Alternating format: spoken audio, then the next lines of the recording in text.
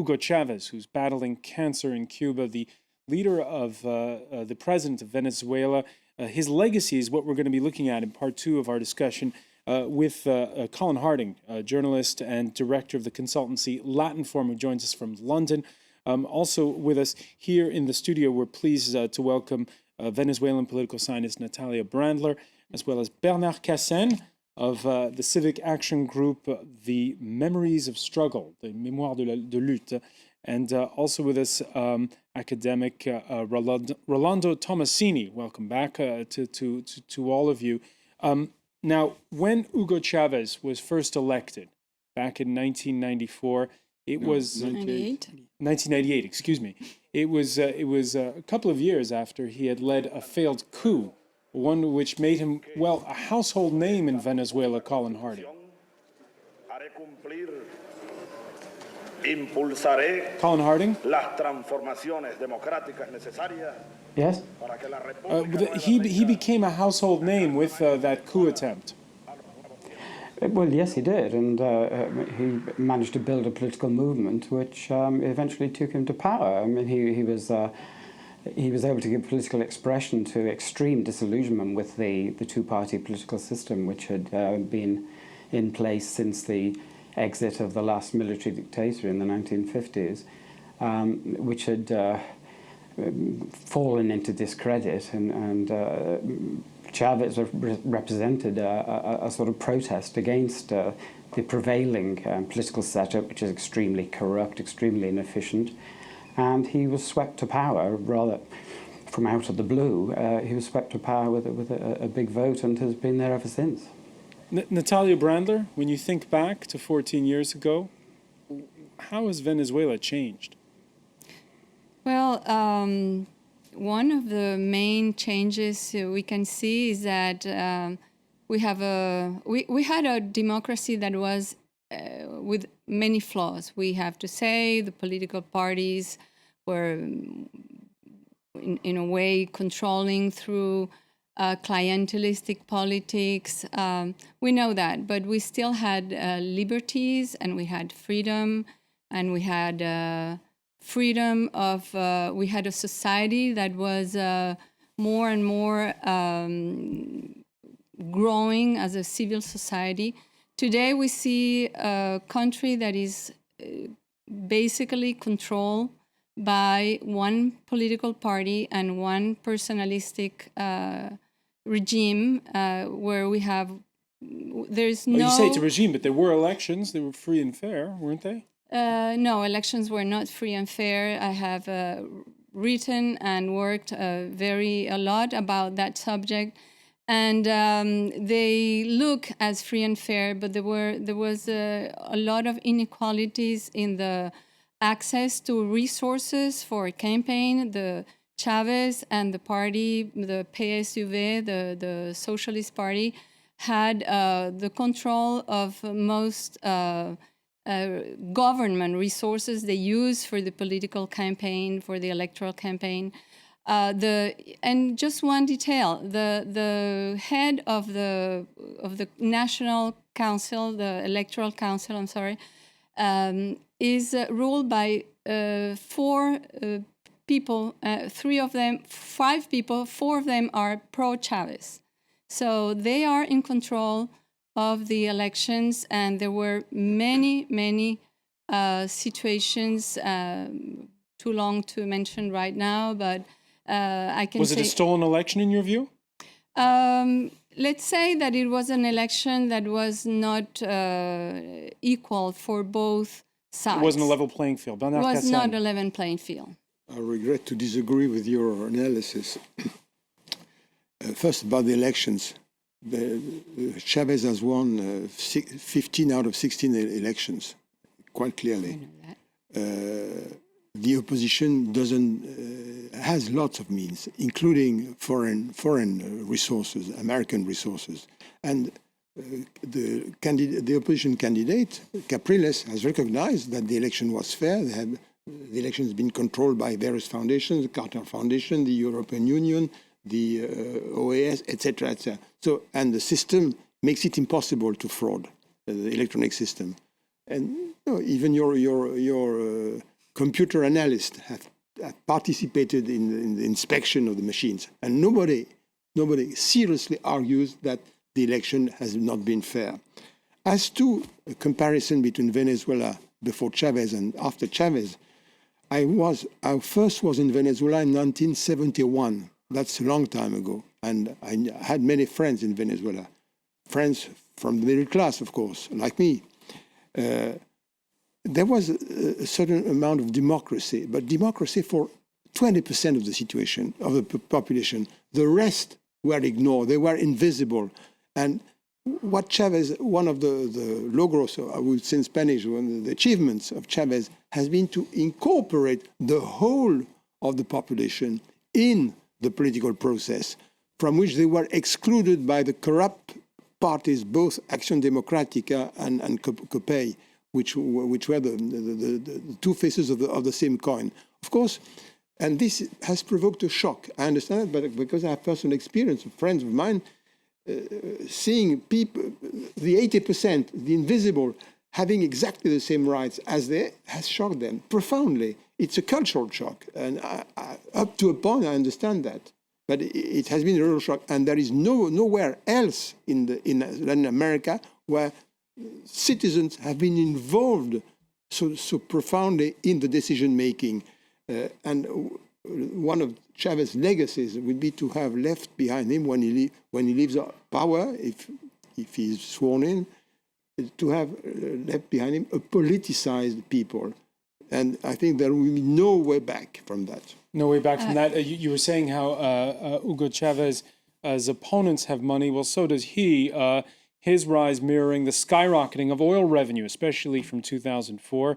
And he had the perfect foil for a Latin American leftist, George W. Bush, after his invasion of Iraq. In 2006, Chavez going to the rostrum at the UN one day after his U.S. counterpart. The devil was here yesterday. It smells of sulfur here. Chavez's answer to the coalition of the willing went well beyond Latin America. Talk the talk, as in this case in the company of the Iranian president. But did he walk the walk, asks Javier Corrales in Foreign Affairs. Chavez came to understand that his expensive revolution needed the U.S. oil market and that he couldn't put his access to that market at risk. If he dies soon, he should be remembered as the United States' reliable oil partner, the ultimate seller. And in that article, it says, Colin Harding, that Chavez no doubt loved his radical followers, but probably not as much as he loved getting oil dollars from America. Your thoughts?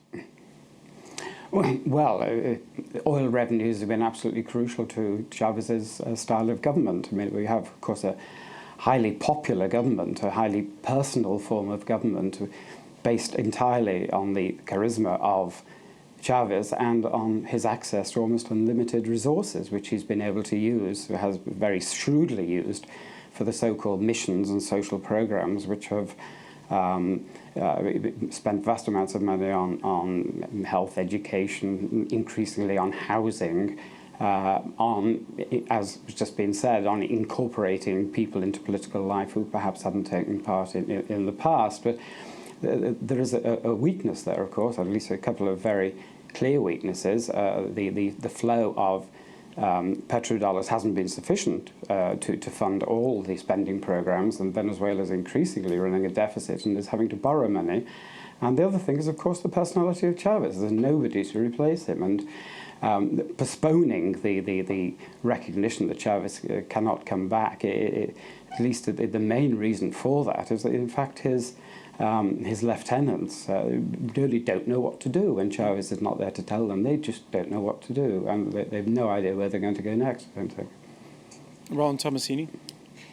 No doubt that he's helped the country in terms of creating dialogue and accessing other people. I mean, we've all said it, all three of us, unanimously. The issue is not there. The issue is, has he established a dialogue between an incorporated, done something, a dialogue that incorporates all parts of society, not just shifting the power to a different part of society.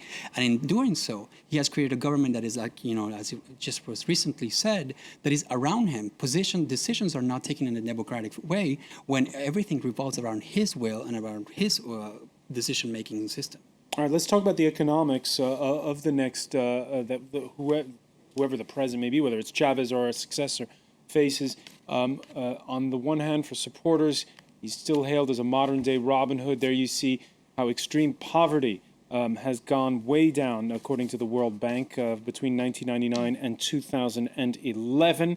But critics argue that by throwing more and more money at every problem, the country's gone down a dangerous road. Colin Harding referring to it. There you see the current inflation rates for the 2012 for various Latin American countries, including Brazil and Mexico, which are oil producers. 20.9%. That's among the world's highest inflation rates, Bernard Cassen. Yes, certainly. Everything is not perfect in Venezuela, and particularly the management of the economy and the situation of the national currency, the bolivar, which is obviously very, very overvalued, create real problems. And I think that Chavez knows that, or his team knows that. It's very difficult to change the direction of an economic policy, but I'm sure that in the next few months there will be changes in economic policy. But I would, if I can make this point, I think that the role of Chavez extends much further than Venezuela. Chavez has been the engine in the last 10 years, has been the engine of Latin American integration, more than Lula. Because both he and Lula got on very, very well. Brazil's former president. President. But if institutions like UNASUR, which groups all the 13 states of South America, the creation of the Community of Latin American and Caribbean States, these are products of Chavez's dynamics. And I think the mark that Chavez will leave in Latin America is tremendous. It suffices just to see how Chavez is hailed as a hero wherever he goes, just like Fidel in the 20 years ago, wherever he goes in Latin America. It's undoubted that Chavez's support extends well beyond Venezuela's borders. Supporters of the ailing president rallying around his country's embassy in Buenos Aires. There you see the images out of Argentina. We had last October leaders of France's far-left coalition, that includes the communists here, who sent senior leaders to campaign for him. Colin Harding, how do you explain this? He's a very charismatic character with a very neat line in rhetoric. He comes across as rather an attractive personality, and he says the sort of thing that left-wing people the world over want to hear. It's noticeable that actually not that many Latin American countries have followed Venezuela's lead. There are a few, but they tend to be rather small and an economically rather minor size. That other countries that haven't followed Venezuela's lead are doing equally well or arguably better.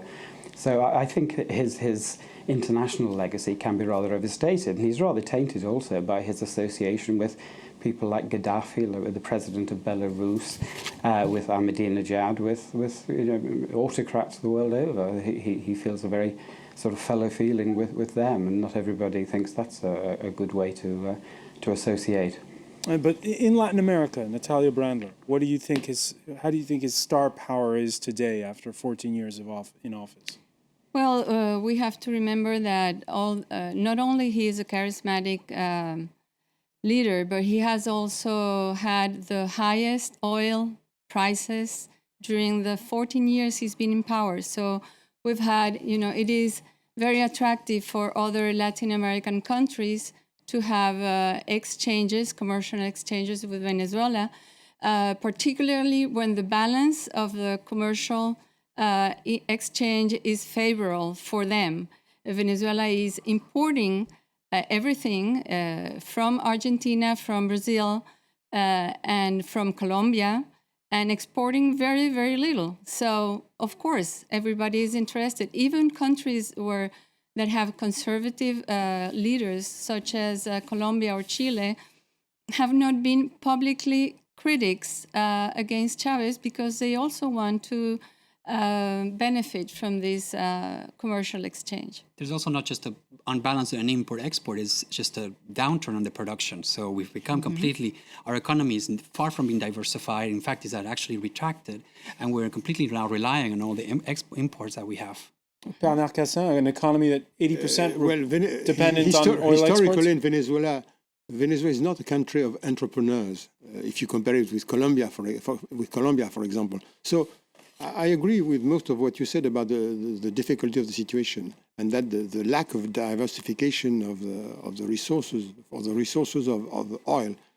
But before Chavez, the oil revenues were snatched by a small minority, accapared by a small minority. Chavez has used the oil resources to finance public missions, and people say it's clientelist. I wish François Hollande was so clientelist with the French workers or the French unemployed people. And as to the bad company of Chavez with Gaddafi, etc., we have to see that to accept the idea that the world from Caracas is not the same world from Paris. And most of Chavez's policies regarding Gaddafi and that were not only Venezuelan, but Latin American. I participated in, I don't know how many symposium, Dilma, Lula, Cristina, all agreed with Chavez. And I don't understand why there is one accepts that the French President of the Republic invites the King of Saudi Arabia, and the reproaches made to Chavez. Saudi Arabia is much more integrist than Iran. But Saudi Arabia, nobody says a word, or Qatar.